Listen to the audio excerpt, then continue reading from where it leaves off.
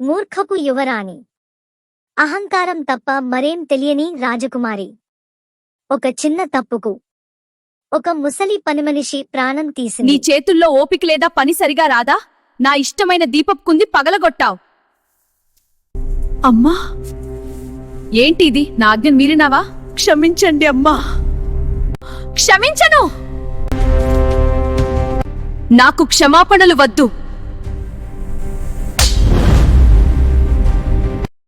తరువాత రోజు రాజ్యం వీధుల్లో తిరుగుతూ వికలాంగులను చూసింది, వృద్ధులను చూసింది, బలహీనులను చూసింది. కాని ఆమె కళ్లలో దయలేదు, అసహ్యం మాత్రమే ఉంది. మన రాజ్యంలో వీళ్లు ఉండకూడదు. మహారాజా, మన రాజ్యంలో వృద్ధులు, వికలాంగులు, ముష్టివాళ్లను అది ధర్మానికి విరుద్ధమమ్మా. మంత్రిని కూడా వాళ్లతో పంపండి. వారిని సముద్రం మధ్యలో ఉన్న ద్వీపంలో వదిలేయండి. ఏది నా ఆజ్ఞ? వారిని సముద్ర మధ్యలో ఉన్న ద్వీపంలో వదిలేయండి అని ఆమె ఆజ్ఞాపించింది. ధర్మం గురించి చెప్పిన మంత్రిని కూడా ఆ ద్వీపానికే పంపించింది. తల్లిదండ్రులను వదలలేమని ఏడ్చిన యువకులను బంధించి వారిని పంపించింది. బందిపోట్లను, వికలాంగులను, వృద్ధులను అందరినీ ఒకే పడవలో నెట్టేశారు. ఆ ద్వీపం మొదట్లో శాపల్లా అనిపించింది, కాని అది వరంగా మారబోతోందని ఆ మూర్ఖపు యువరానికి తెలియదు. వృద్ధుల అనుభవం, యువకుల ధైర్యం, మంత్రిగారి నాయకత్వం. The dawn of a new era is upon us.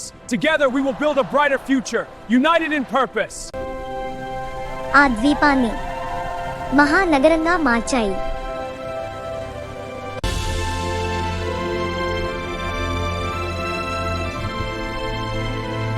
అక్కడ ఎవ్వరూ తక్కువ కాదు, ఎవ్వరూ భారంగా లేరు.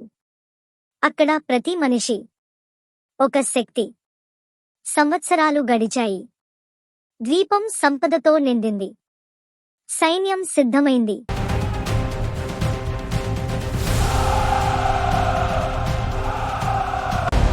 Warriors of the Empire, the hour of destiny is upon us. Lead us onward to victory.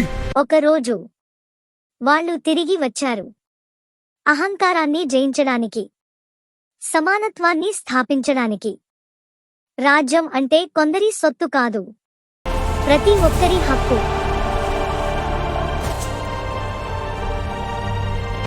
రాజ్యం అంటే ఎవరి సొత్తు కాదు, ఇది అందరిది.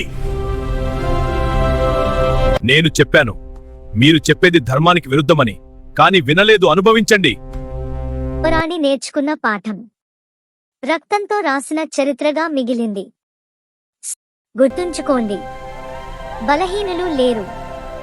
మనుషులను తక్కువగా చూసే మనసే బలహీనమైనది.